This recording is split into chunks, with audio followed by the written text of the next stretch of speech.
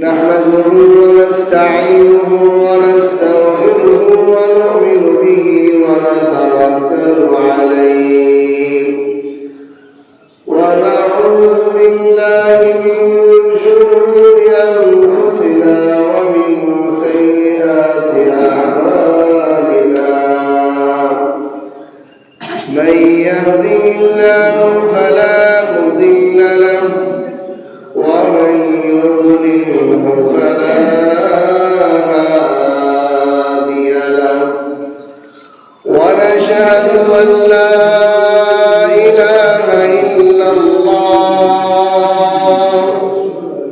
لا خالق إلا الله ولا مالك إلا الله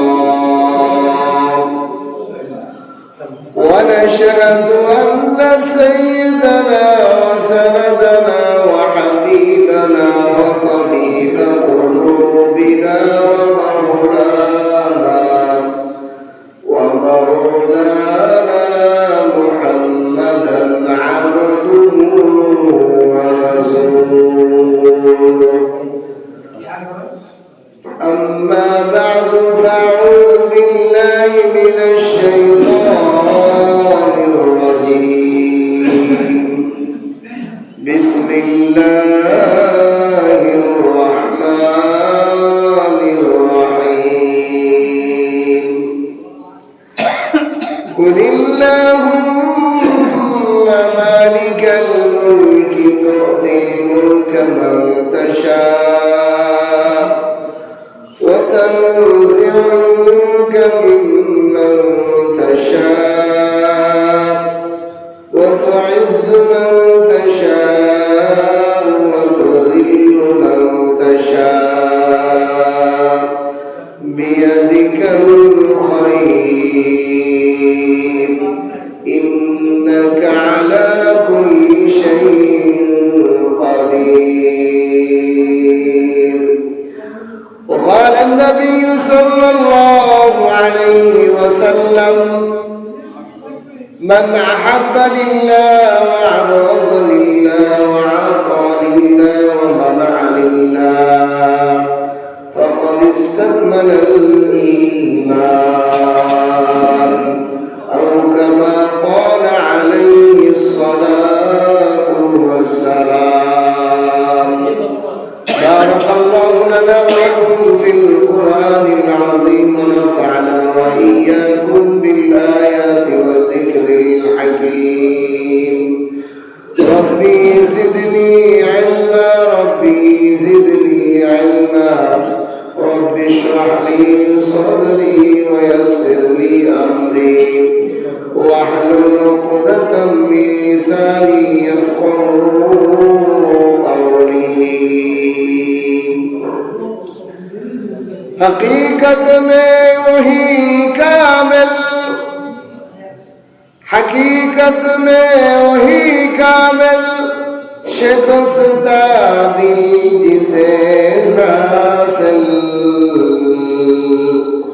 بہت طالب خدا ملتا شکستہ دل نہیں ملتا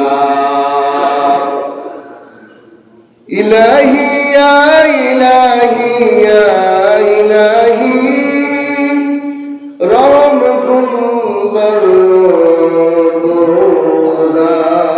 خدائی الہی یا الہی یا الہی دور کر دے میرے دل کی سیاہی بلغ العلا بکمالہ كشف الدجى بجماله حسرت جميع خصاله صلوا عليه وآله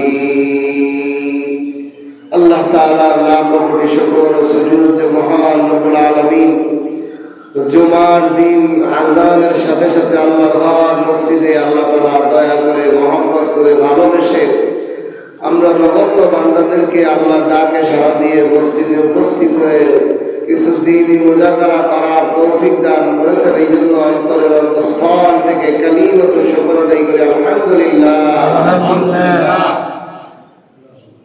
খুতবা এবং দুরূদের পরে কোরআনে কারীমের একটি দামি আয়াত তেলাওয়াত করেছি। আসলে আল্লাহ তাআলার কালাম, আল্লাহ যেমন মহান, আল্লাহর কালামও তেমন মহান। আল্লাহর যেমন কোনো সীমা নাই, আল্লাহর বড়ত্বের কোনো সীমানা আছে? আল্লাহ যেমন অসীম, আল্লাহ তাআলার কথাও তো অসীম। এই জন্য আল্লাহর কালামে বহু আয়াত লাগে না। একটা আয়াতের একটা অংশ যদি ব্যাখ্যা তাফসীর করা হয় তাও মাসকে মাস চলে যাবে, তাও আমাদের তলা পাওয়া শেষ করা যায় না। আল্লাহ তাআলা যদি তৌফিক দান করেন, আসলে আল্লাহর তৌফিক ছাড়া কিছু বলাও যায় না, শোনাও যায় না। তা আমি যে আয়াত তেলাওয়াত করেছি, আয়াতের একটু অংশ আপনাদেরকে বোঝার চেষ্টা করবো। আল্লাহ তাআলা যদি তৌফিক দান করে বলেন আমিন। আল্লাহ তাআলা কোরআনে কারীমের আয়াতের একটি অংশ বলেন বিয়াদিকাল খায়র। এইটুক আয়াত যদি কেউ বুঝে আসে, জীবন শুদ্ধ হয়ে যায়। এই আয়াতের ব্যাখ্যা যদি কারো বুঝে আসে, দুনিয়া টেনশন পেরেশানি সব শেষ হয়ে যাবে। সুবহানাল্লাহ। এজন্য একটু মনোযোগ সহকারে বুঝতে হবে। আল্লাহ তাআলা এই আয়াতের এই অংশের মধ্যে বলেন বিয়াদিকাল খায়র। হে দুনিয়ার মানুষেরা, সমস্ত কল্যাণ আমি আল্লাহর হাতে। সমস্ত কল্যাণ আমি আল্লাহর হাতে। তাহলে কল্যাণ তালাশ করতে কি কোনাবাড়ি বাজারে যাওয়া লাগবে, চৌরাস্তায় যাওয়া লাগবে, গাজীপুরে, জয়দেবপুর যাওয়া লাগবে, ঢাকা যাওয়া লাগবে? কল্যাণ যদি পেতে হয়, যেহেতু কল্যাণ আল্লাহর হাতে, তা কল্যাণ নিতে হবে কার কাছ থেকে? আল্লাহ থেকেই। এই কথাটা খুব গভীরভাবে বুঝতে হবে। আল্লাহ তাআলা বলেন কল্যাণ আমার হাতে, বিয়াদিকাল খায়র, সমস্ত কল্যাণ সব আমার হাতে। কিন্তু আমাদের মানুষের অবস্থা হলো, আমরা কল্যাণ বিভিন্ন মানুষের দৃষ্টিতে, বিভিন্ন মানুষের সংজ্ঞায়, পরিভাষায় বিভিন্ন রকম কল্যাণ। কেউ কল্যাণ মনে করি ক্ষমতায় যাওয়ায়, কেউ মনে করি টাকা পয়সার মালিক হওয়ার মধ্যে কল্যাণ, কেউ মনে করি চাকরি পাওয়ার মধ্যে কল্যাণ, কেউ মনে করি ব্যবসায় সফল হওয়ার মধ্যে কল্যাণ। কিন্তু আল্লাহ তাআলা কোথাও বলেন নাই ব্যবসার মধ্যে কল্যাণ, এই কাজের মধ্যে কল্যাণ। আল্লাহ বলেন বিয়াদিকাল খায়র, সমস্ত কল্যাণ আমার হাতের মুঠায়। এই জন্য কল্যাণ নিতে হলে আল্লাহর কাছেই যেতে হবে। একটা ছোট্ট উদাহরণ দিলে বুঝবেন। যে কড্ডা বাজারের চায়ের দোকান, একটা ভালো চার দোকান, চার বন্ধু মিলে চা খেতে আসছে। চা খেতে আসার পর দোকানদারের চা খুব সুনাম, খুব সুন্দর চা বানায়, এলাকার শ্রেষ্ঠ চা। চার বন্ধু মিলে চার দোকানে আসছে চা খাওয়ার জন্য। দোকানদারের সিস্টেম হলো চাও দেয়, চিনিও দেয়, কিন্তু গোলায় দেয় না। কারণ চার মধ্যে একটা সিস্টেম আছে, চা যত চিনি দেওয়ার পর যত গোলাবেন তত মিঠা বাড়বে, আর এক দুবার গোলালে হালকা মিঠা হবে। তো চার দোকানদার ওইভাবে চিনি দিয়ে চার বন্ধুকে 4 কাপ চা দিয়ে চামচ দিয়ে দিয়েছে। চার বন্ধু মিলে চার বাটির মধ্যে, কাপের মধ্যে চামচ দিয়ে গোলাপ দেয়, বাড়ি দেয়। 3 জন বন্ধু বাড়ি দেয়, যত বাড়ি দেয় চার মধ্যে তত মিঠা পায়, মিষ্টিত্ব বাড়ে। কিন্তু এক বন্ধু চার মধ্যে চামচ দিয়ে বাড়ি দেয়, কিন্তু কোনো মিঠা হয় না। একবার বাড়ি দেয় তাও মিঠা হয় না, 2 বার বাড়ি দেয়, এভাবে 10 বার বাড়ি দিয়ে ফেলেছে, কোনো মিঠাই হয় না।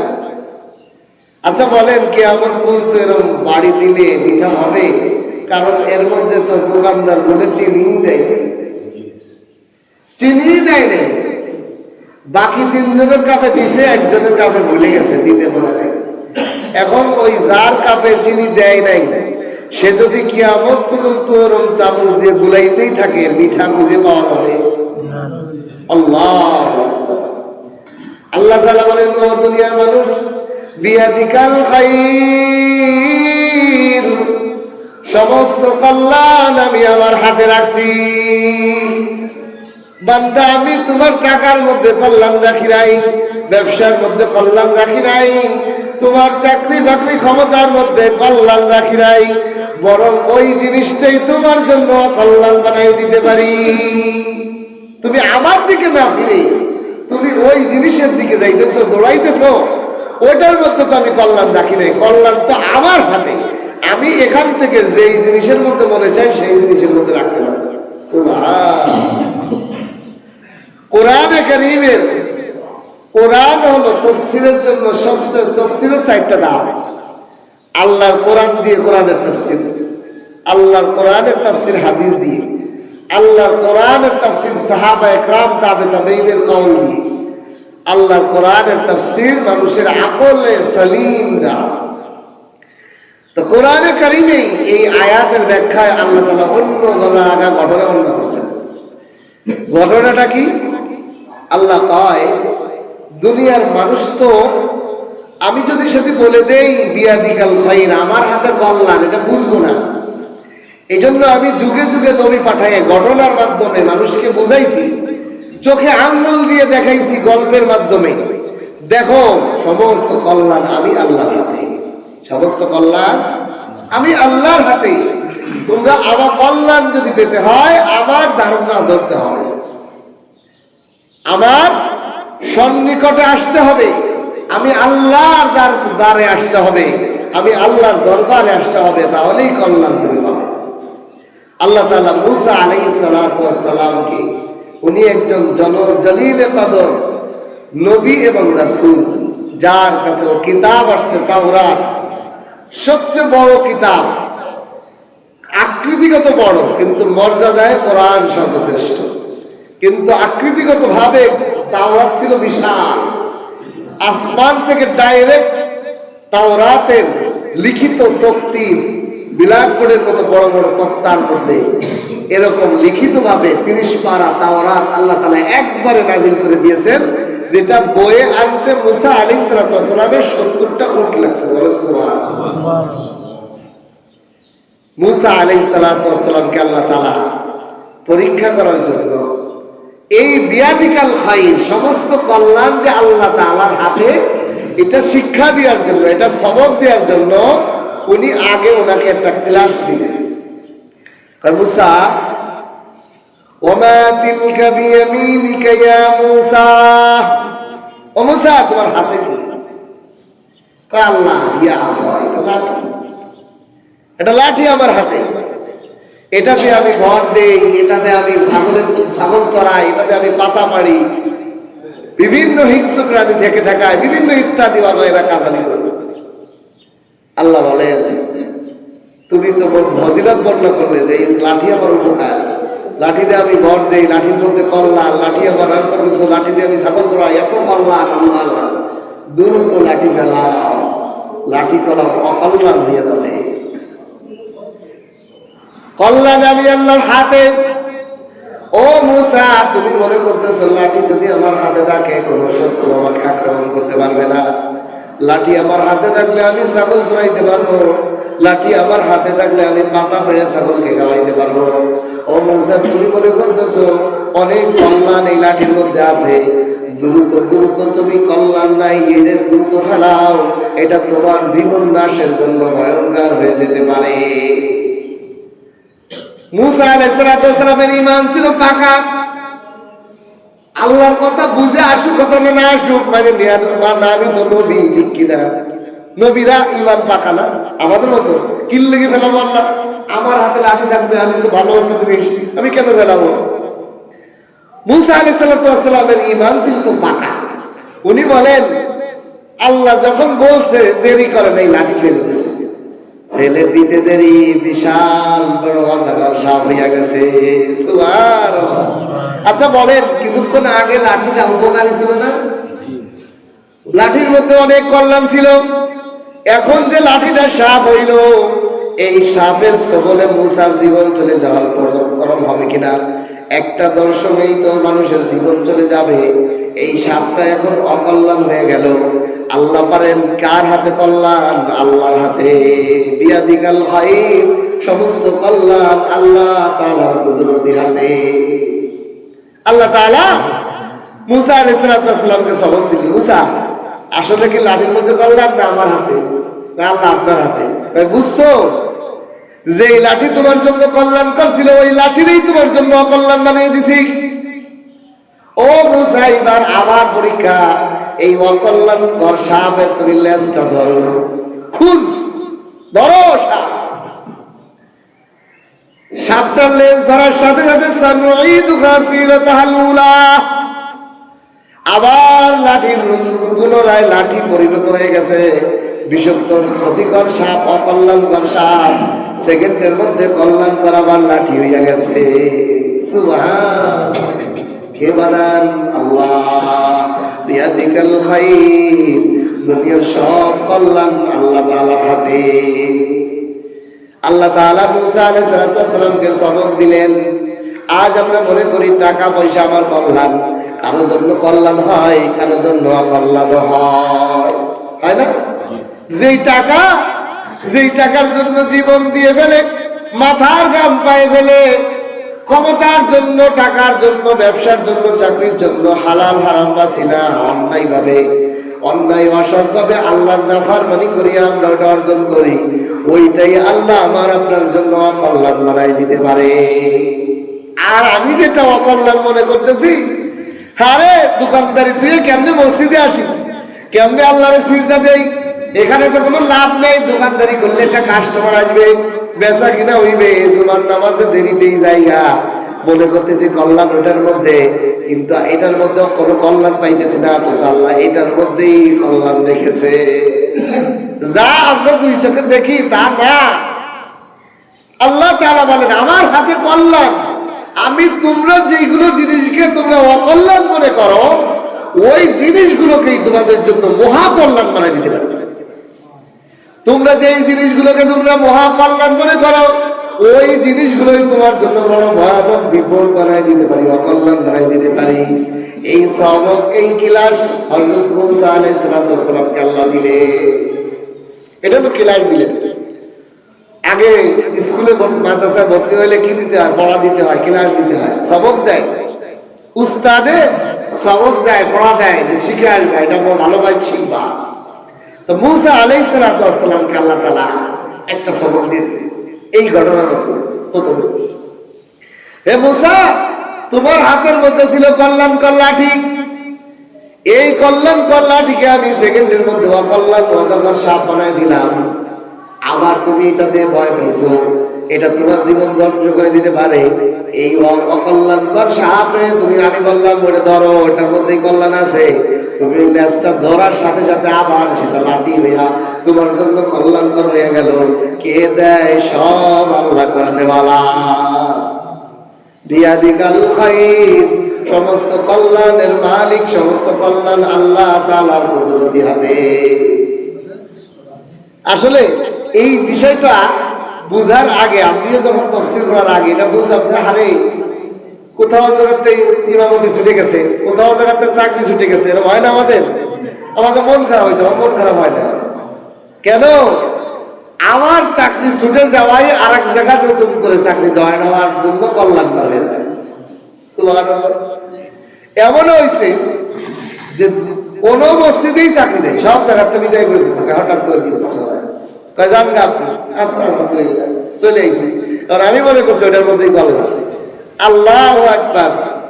আমার দিলের মধ্যে আমার নিজের একই হয়ে গেছে, আমারে আল্লাহ খাওয়ায়, কোনো চাকরিতে খাওয়ায় না। আপনাদের এখানে ইমামতি করার সুযোগ আছে, বেতন দিলেও পড়াবো, না দিলেও পড়াবো, কোনো অসুবিধা নেই। আমি জানি আমার আল্লাহ যদি আমার বানাইছে, আমাকে রিজিক দিয়েই বানাইছে, আলহামদুলিল্লাহ। এই জন্য আমার যখন মসজিদে চাকরি ছুটে গেছে, এমন এক মুসল্লি হয়ে গেছে যে আমার প্রতি মাসে 20,000 টাকা হাতিয়েই দেয় যে আপনার চলে। তাহলে এই লোক তো আগে দেয়, যে এখন দেয়, এই লোকে দেয় না আল্লাহ দিয়ে। তা আমার একই হয়ে গেছে যে আল্লাহ চালায়। আমি যদি জঙ্গলে বসে থাকি আল্লাহ আমার রিজিক দিবে, আর আমার রিজিক এক দানা আমি খাওয়ার আগ পর্যন্ত মৃত্যু নেই, কোরআনের কথা। আর আমার একটা দানা পৃথিবীর কেউ আমার থেকে ছিনিয়ে দিয়ে খাইতে পারবে না, এটা ঈমান। আজ আমরা মুসলমান, মুসলমানের ঈমান নেই। আমরা মনে করি দোকানদারি না করলে কিনে খাও দুনিয়ার। আচ্ছা দেখেন, দুনিয়ার সমস্ত মাখলুক এরা কেউ চাকরি করে? গরু, ছাগল, বিড়াল, মুরগি, হাঁস, কুকুর চাকরি করে, ব্যবসা করে, রাজনীতি করে, নেতার পিছিয়ে ঘুরে বেড়ায়, কোন ধরনের কর্ম করে? আল্লাহু আকবার। চোখের সামনে আল্লাহ তাআলা দেখায়, ও দুনিয়ার আশরাফুল মাখলুকাত মানুষ, তুমি তোমাকে শ্রেষ্ঠ জাতি বানাইলাম, আর তুমি মাখলুকের পিছে দৌড়াই বেড়াও, খালেকের দিকে তোমার দৃষ্টি নাই। তোমার দুনিয়ার একটা গরুর কোনোদিন চাকরি নাই, ব্যবসা নাই, কিছু নাই, তাও তার কোনোদিন পেট খালি নাই। একটা কুত্তা, কুকুর, তার জিন্দেগিতে কোনো রিজিকের অভাব নাই, বিড়ালের অভাব নাই, হাঁস মুরগির অভাব নাই, খাবারের অভাব নাই। আর তুমি তা টেনশন করে যাও কে খাবে, কে খাবে, কে, এটা জিম্মাদারি তো আমি আল্লাহ দিয়ে দিয়েছি। আল্লাহ বিয়াদিকাল খাইর, সমস্ত কল্যাণ আল্লাহ তাআলার কুদরতি হাতে। আল্লাহ তাআলা মূসা আলাইহিস সালামের ঘটনার মাধ্যমে কোরআনে কারীমের মধ্যে আমাদেরকে শিক্ষা দিয়েছেন। কয় মূসাকে আমি প্রথম ক্লাস দিলাম, ক্লাস সবক কি? একটাই সবক, কল্যাণ কার হাতে? আমার হাতে। আমি কল্যাণকর জিনিসকে অকল্যাণ বানাইতে পারি, অকল্যাণকর জিনিসকে কল্যাণ বানাইতে পারি। এটা কে পারেন? আল্লাহ। কে পারেন? আল্লাহ পারেন। এই ইয়াকিন, এই বিশ্বাস যদি রাখেন, বহু দুই চোখে যা দেখি তা না, দুই চোখ দিয়ে যা দেখি তা না, আল্লাহ পাকের ওহীর ইলম দিয়ে যদি দেখা যায় সব মিছা, সব মিছা, সব মিছা, সব ধোঁকা, সব ধান্দা। চোখের মরিচিকা পড়ে রয়েছে, মনে করতেছি দোকানদারি মনে হয় বেশি হলে, বেচা কিনা বেশি হইলে আমি সফল। আরে না না, ওই দোকানদারি আমার জাহান্নামের কারণ হয়ে যাইতে পারে। ঠিক কিনা? কল্যাণ কোথায় আর কিসের পিছে দৌড়াইতেছি? হিংসা বিদ্বেষ করতে থাকি। এক দোকানদার, এক ব্যবসায়ী, এক দল আর এক দলের পিছে লেগে আছি, অথচ আল্লাহ বলেন তুমি আমার দিকে ফিরে আসো বান্দা, বিয়াদিকাল খাইর, সমস্ত কল্যাণ আমি আল্লাহর কুদরতি হাতে। মূসা আলাইহিস সালামকে আল্লাহ তাআলা সবক দিলেন। সবক মূসা আলাইহিস সালামের মতো মানুষের জ্ঞান থাকবে না, মুখস্থ হবে না, মুখস্থ তো হবে, ঠিক কিনা? এখন আল্লাহ কয় মূসা তোমারও তো সবক দিলাম, এই সবক কি তোমার মুখস্থ হয়েছে কিনা পরীক্ষা দরকার না? কি বলেন? ছাত্রকে উস্তাদ যখন সবক দেয়, পড়ালেখা শিখায়, ক্লাস করায়, তা তাকে তিনটা পরীক্ষা করে। কয়টা পরীক্ষা? তিনটা পরীক্ষা করে। কোরআনে কারীমের মধ্যে আল্লাহ তাআলা ঘটনা বর্ণনা করেন, মূসা নবীকেও আল্লাহ তিনটা পরীক্ষা করেছেন। বলেন সুবহানাল্লাহ। আল্লাহ তাআলা মূসা আলাইহিস সালামকে তিনটা পরীক্ষা করেছেন। ও মূসা, তোমাকে যে আমি লাঠি আর সাপ বানাইয়া, সাপ লাঠি বানাইয়া বুঝাইলাম সমস্ত কল্যাণ আমার হাতে, আমার হুকুম মানো, আমার দিকে বেরো। তোমার দুই চোখে বুঝে আসে কিনা? দুই চোখে যা দেখো বুঝে আসে কিনা? না, সেটা না, আমি আল্লাহর দিকে মনোযোগ, আমি আল্লাহর হুকুম মানো, আমার আল্লাহর কালাম মানো, আমার আদেশ মানো, আমার হুকুম মতো চলো। সব কল্যাণ আমি আমার আদেশের আমার মধ্যে রেখেছি। এখন আল্লাহ তাআলা তিনটা পরীক্ষা শুরু। প্রথম পরীক্ষা আল্লাহ তাআলা সাপ দিয়েই করছে, লাঠি দিয়েই করছে। ফিরাউনের দরবারে মূসা আলাইহিস সালাম এবং মূসা আলাইহিস সালাম এবং ফিরাউনের মুনাজারা। মূসা আলাইহিস সালামের আর ফিরাউনের বিশাল মুনাজারা। হাজার হাজার জাদুকর সাপ আনছে, হাজার হাজার জাদুকর আনছে, তারাও সাপ বানাইতে পারে মূসা আলাইহিস সালামের সাথে লড়াই করার জন্য।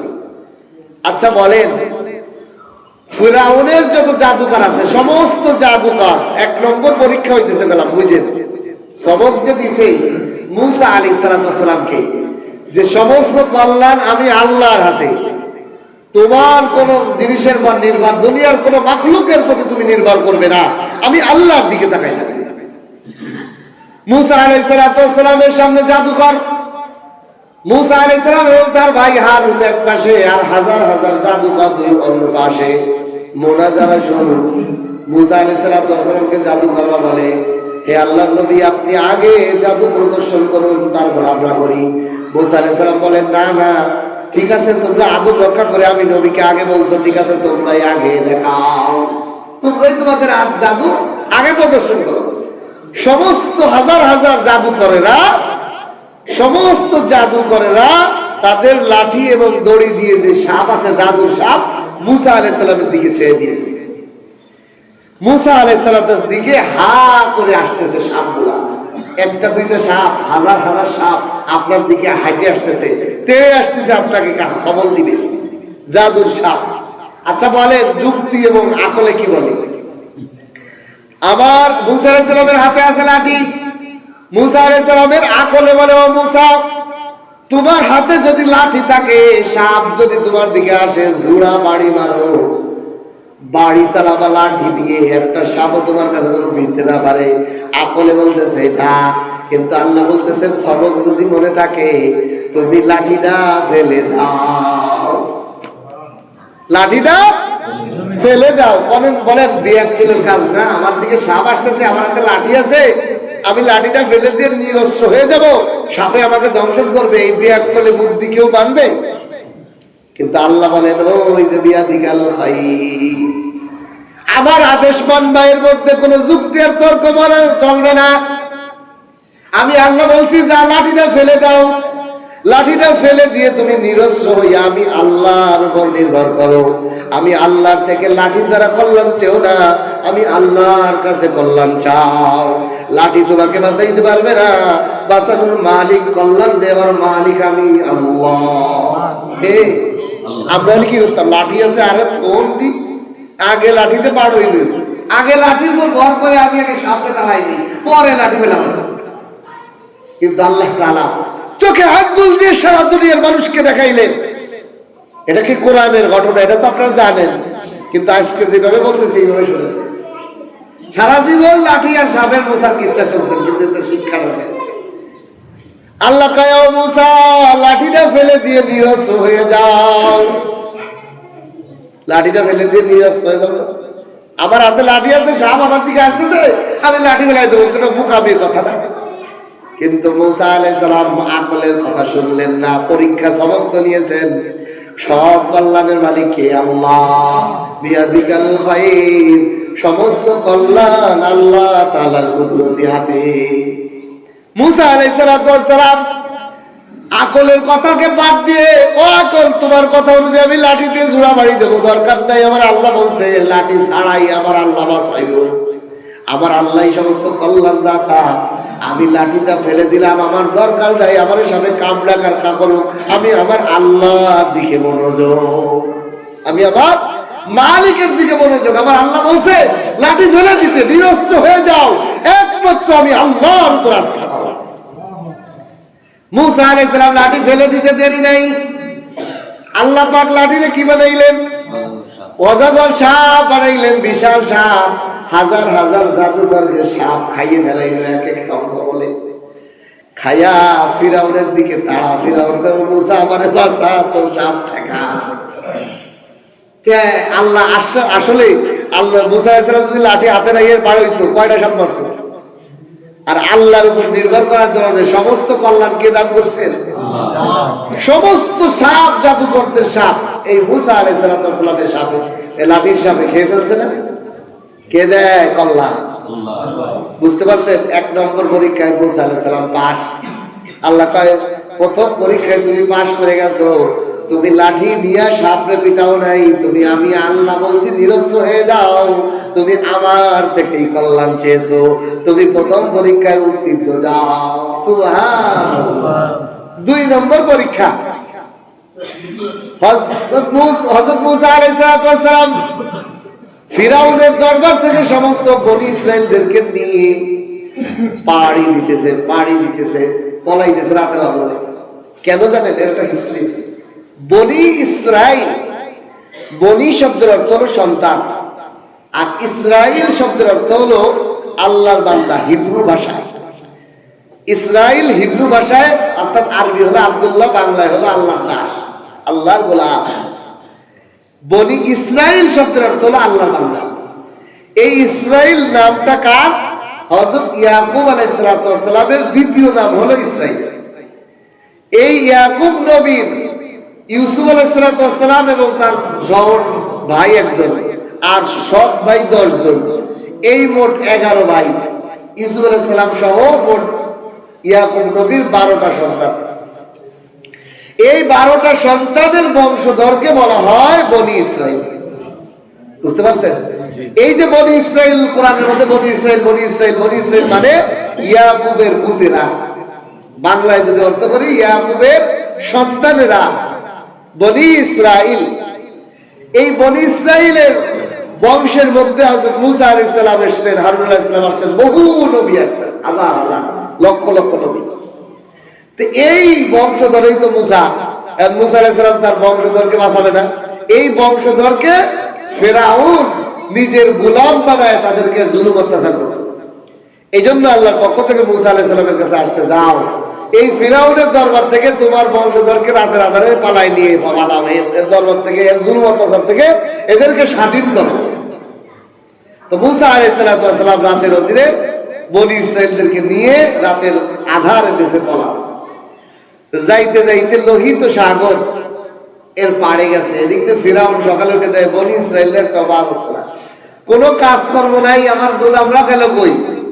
সংবাদ পাইল যে মুসা নিয়ে ভাগছে। ফিরাউন তার বাহিনী নিয়ে ধাওয়া, লোহিত সাগরের পাড়ে গেছে, নৌকাও নাই, কোনো ব্রিজও নাই, পার হবে কিভাবে? পিছন দিক থেকে দেখতেছে ফিরাউনের বাহিনী অস্ত্র শস্ত্র নিয়ে হামলা করতে আসছে। আচ্ছা বলেন, আকল এবং যুক্তিতে কি বলে? হাতের মধ্যে মুসা আলাইহিস সালামের লাঠি আছে, এখন নদীতে জাপ দিয়ে মরা মরা অথবা ফিরাউনের হাতে মরা।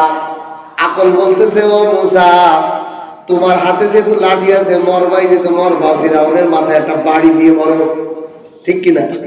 আকল তাই নেই বলে, আমার হাতে একটা লাঠি আছে, সাগরের মধ্যে জাপ দিয়ে নাকানি চুপানি খেয়ে মরার থেকে আর ফিরাউনের হাতে গ্রেফতার হয়ে মরার থেকে ফিরাউনের কাছে বাড়ি হয়ে উঠে মরবো, মার খারা কেন দিন, এটাই তো আকলে বলে।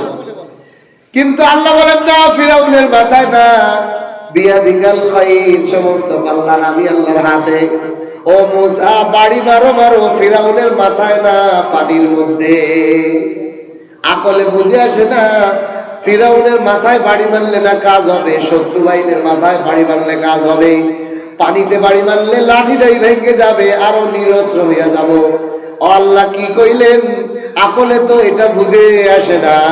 কিন্তু মুসা আলাইহিস সালামের তো আগেই সবক নিয়ে আছে, বিয়াদিকাল খাইর, কল্যাণ কার হাতে? আল্লাহর হাতে। আল্লাহ সব দেনওয়ালা, আল্লাহর হুকুম মানলেই আমি পাস হব। আমি ফিরাউনের মাথায় আকল দিয়ে বুদ্ধি খাটাইয়ে বাড়ি মারার দরকার নাই। আল্লাহ কইছে পানিতে মারতে, পানিতেই বাড়ি মারবো।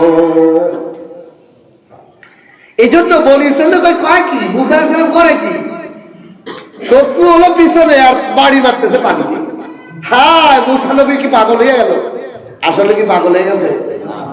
আশিক ও মাশুক রাতে রামজি কিরামান কাতিবিন রাহাম খবর নি। আল্লাহর বান্দারা যা দেখে সাধারণ মানুষ তা দেখে না। আল্লাহর নবী যা দেখতেছে সমস্ত কল্যাণ আল্লাহ তাআলার কুদরতি হাতে। পরে আল্লাহর হুকুম মানলেই আমি কল্যাণ পাবো, আমার আকল দিয়ে খাটাইয়া কোনোদিন কল্যাণ পাবো না। এই জন্য পৃথিবীর বুকে জ্ঞানী মানুষ ওই লোকগুলো যারা আল্লাহর কোরআন অনুযায়ী জীবন সাজায়।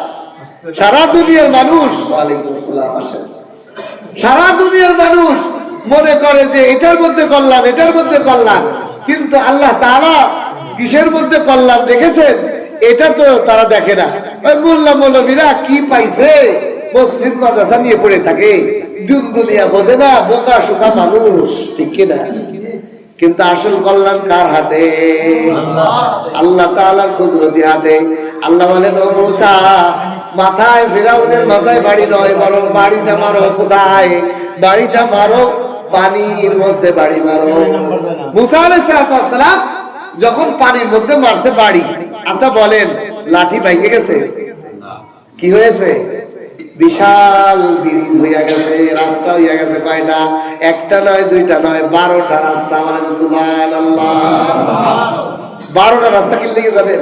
এই বনি ইসরাইল একই বাপের পুত ইউসুফ আলাইহিস সালামের 12টা ভাই, ইউসুফ আলাইহিস সালাম সহ 11টা ভাই আর 12 জন। এই 12টা বংশধর এমন ঠেটার, এমন দুষ্টু, এক গোষ্ঠী আর এক গোষ্ঠীর সাথে খাইতে না। এই জন্য আল্লাহ তাআলা কয় তোকে মারামারির দরকার নাই, তোকে 12টা রাস্তা দিলাম, 12 গোত্র 12 রাস্তা দিলাম। সুবহানাল্লাহ। তা আল্লাহ তাআলা কল্যাণ দিলেন কিনা? মুসা আলাইহিস সালাম যদি ফিরাউনের মাথায় বাড়ি দিতেন তা ফিরাউনকে মারতে পারতেন? আল্লাহর হুকুম মানতেন, আল্লাহর কাছেই কল্যাণ, বিয়াদিকাল খাইর, আল্লাহর কুদরতি হাতে কল্যাণ। আল্লাহ কইছেন পানিতে মারো, পানিতে মারছে, 12টা রাস্তা হয়ে গেছে, মুসা আলাইহিস সালাম পার হয়ে গেছে। সুবহানাল্লাহ। 2 নম্বর পরীক্ষায় মুসা আলাইহিস সালাম উত্তীর্ণ, পাস। আল্লাহ তাআলা যে সবক দিয়েছেন, মুসা আলাইহিস সালাম দ্বিতীয় পরীক্ষায় পাস, 3 নম্বর পরীক্ষায় পাস। এই বনি ইসরাইলদেরকে নিয়ে মুসা আলাইহিস সালাম কেনানের, মিশরের, এই সিরিয়ার জমিন ছিল কেনান, কেনানে ছিল ইউসুফ আলাইহিস সালামের বাপ দাদার আসল বাড়ি। আর ওনারাও তো ইউসুফ আলাইহিস সালামের কারণে মিশরে চলে আসছিল। বিশাল বনি ইসরাইলের কাফেলা হয়ে গেছে। এখন আল্লাহ বলেন, মুসা তোমার বাপ দাদার যে জমি আছে ওই যে সিরিয়া, কেনানে, যেখানে তোমার দাদা ইয়াকুব নবী, ইব্রাহিম নবী ওইখানে বসবাস করছেন, ওই জায়গার জমি উদ্ধার করতে যাও। ওইখানে অন্যরা দখল করে বসে আছে, ওই বাপ দাদার ভিটা উদ্ধার করো। মুসা আলাইহিস সালাম বনি ইসরাইল নিয়ে হাঁটা শুরু করছে। ময়দানের একটা বিশাল মরুভূমির মধ্যে যখন গেছে, বনি ইসরাইল কয়, ও মুসা তুমি আর তোমার আল্লাহ যাও, আমরা করবো না। ওইখানে নাউজুবিল্লাহ বলেন। ওই যুগেও ছিল কিনা এরকম যে মুসা আলাইহিস সালাম ওই যেই নিজেদের বাপ দাদার জমি যারা দখল করে কওমে আমালিকা, বড় বড় শরীরওয়ালা মানুষ, তারা এত উঁচা লম্বা যে বনি ইসরাইলের এক থাবাইতে 10 বড় পকেটে ঢুকে দিয়ে বাড়িতে।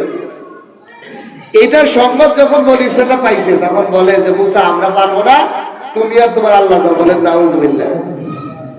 এখন আল্লাহ তাআলা তাদেরকে একটা শাস্তি দিলেন, তোরা আমার নবী মুহাম্মদ মুসার পাঠাইলি, ঠিক আছে, তোদেরকে এই ময়দান, এই মরুভূমি থেকে 40 বছরের আগে বের করবো। বনি ইসরাইলরা সকাল থেকে সন্ধ্যা পর্যন্ত মরুভূমির মধ্যে পার হওয়ার জন্য হাঁটে, রাত হইলে তাঁবুটা নেয়, অবস্থান করে, সকালবেলা ঘুমে তুলে দেয়, যেখান থেকে রওনা দিয়েছিল ওইখানে, যেখান থেকে হাঁটা দিছিল ওইখানেই রয়েছে তারা। এইভাবে 40 বছর তারা ওই ময়দানের মধ্যে ঘুরপাক খাইছে। মরিচিকা, রাত কানা রোগ, আমাকে দেশে বলে ভূতে ধরছে। সে সারাদিন বাড়ির সামনে ঘুরছে, কিন্তু বাড়ি তুলে অন্ধকারের মধ্যে, এরকম হয় না? মুরব্বীদের কাছে শুনছি, আগে তো নাই, বিদ্যুৎ ছিল না, মানুষ বাজার থেকে আসতে আসতে সন্ধ্যা হয়ে গেছে, রাত কানা ধরে ফেলছে। এখন বাড়ির সামনে যে হাঁটে, সারা রাত হাঁটছে, কিন্তু বাড়ির দরজা খুলে। তা ওই রকম বনি ইসরাইলরাও ময়দানে তীর মধ্যে 40 বছর ধরে ঘুরছে, কিন্তু কোন পার হইতে পারে না।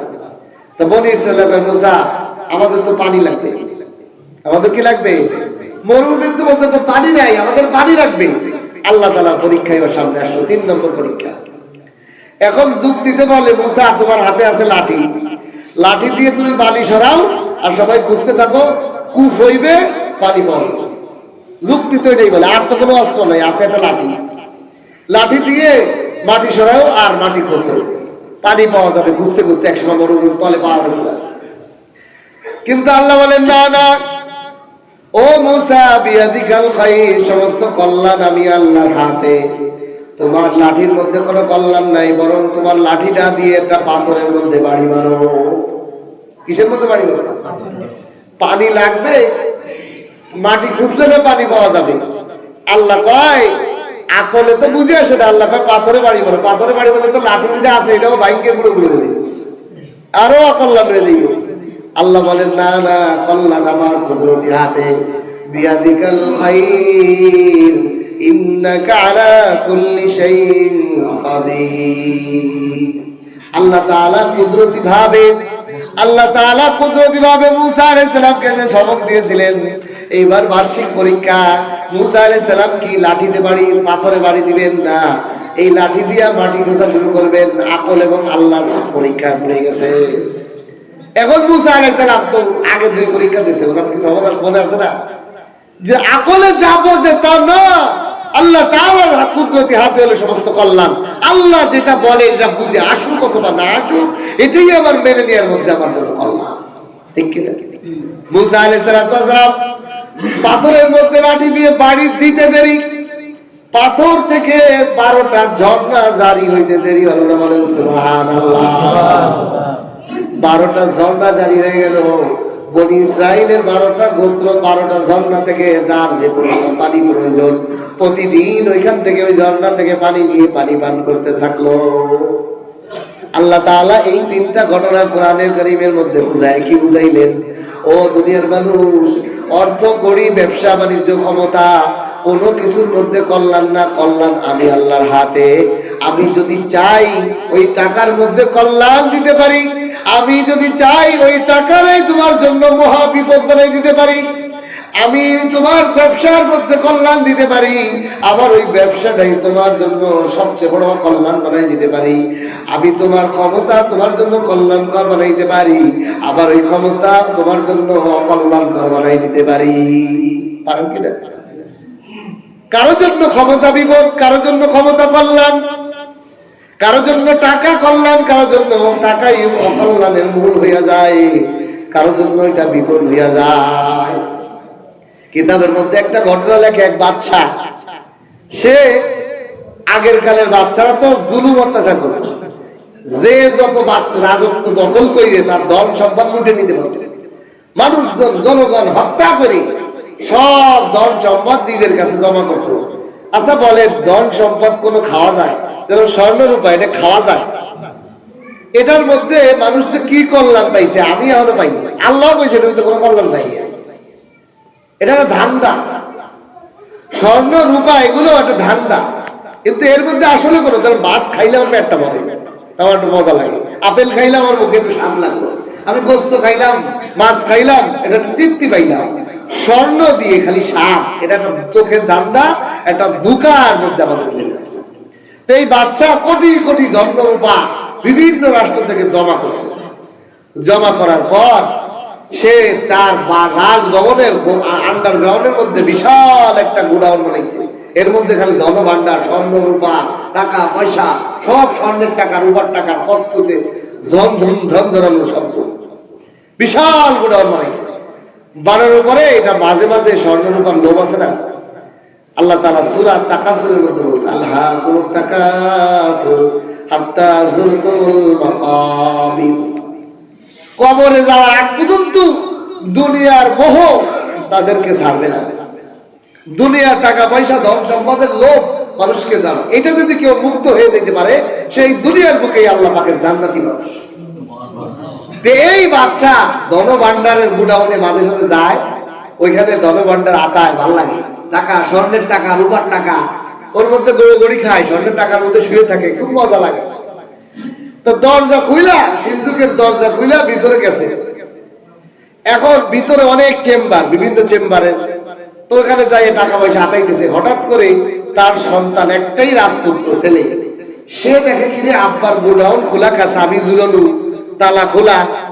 সে করছে কি, দরজা লাগাই দিয়ে চাবিটা মাইরে দিয়ে তালা মাইরে সে দিয়েছে। সে উকি দিয়ে দেখছে, কেউ দেখা যায় না, কিন্তু ভিতরে তো তার বাবা রয়ে গেছে। আল্লাহু আকবার, কি ঘটনা ঘটে! এখন তালা মেরে যখন চাবি নিয়ে চলে আসছে, এই সিন্দুকটা এমন ভাবে বানানো, এটা এমন একটা গোডাউন যার মধ্যে কোনো আওয়াজ যায়ও না, আওয়াজ বেরও হয় না, ভিতরে বাইরে। গোডাউন তালা দিয়ে চাবি আইনে বাবা ডয়ের মধ্যে রেখে দিয়েছে চাবি। সন্তান দিন যায় রাত যায়, বাবার সংবাদ পাওয়া যায় না।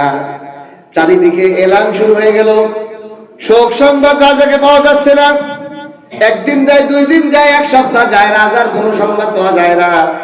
অন্য অন্য রাষ্ট্র, যারা শত্রু রাষ্ট্র আছে, তাদের কাছেও চিঠি পাঠানো হয়েছে, রাষ্ট্রীয় দূত পাঠানো হয়েছে, তোমরা কি আমাদের রাজাকে অপহরণ করছো কিনা, কোনো কিছু দাবি করো কিনা, জানাও। না, আমরা অপহরণ করি নাই, আমরা জানিও না। চারিদিকে হয় হরণ পড়ে গেছে, কোথাও রাজাকে পাওয়া যাচ্ছে না।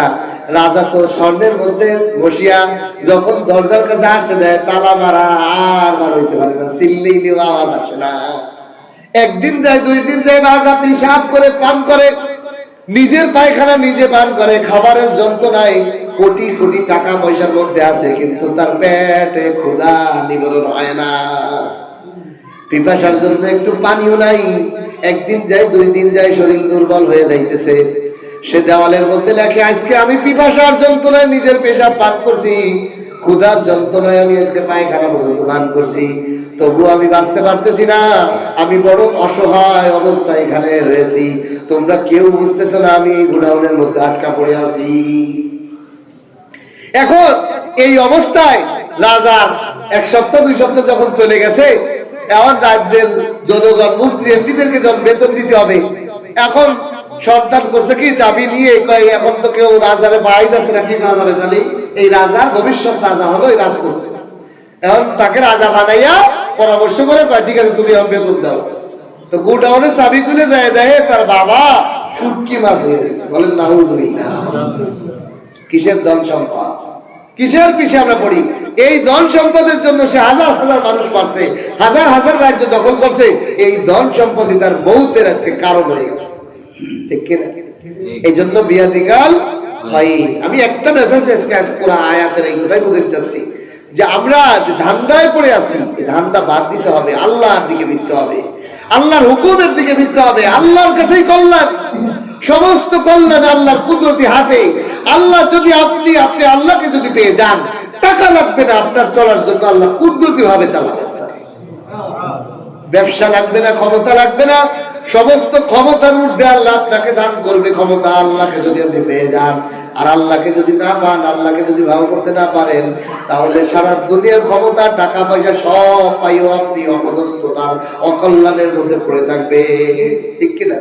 আল্লাহ তাআলা আমাদেরকে সর্ব অবস্থায় আল্লাহ পাকের হুকুম কোরআন অনুযায়ী নিজের আকলে কি করে ওঠে না, বরং কোরআনে কি বলে সেইভাবে জীবন গড়ার তৌফিক দান করুন। আমিন। ওয়া আখিরু দাওয়ানা আলহামদুলিল্লাহি রাব্বিল আলামিন।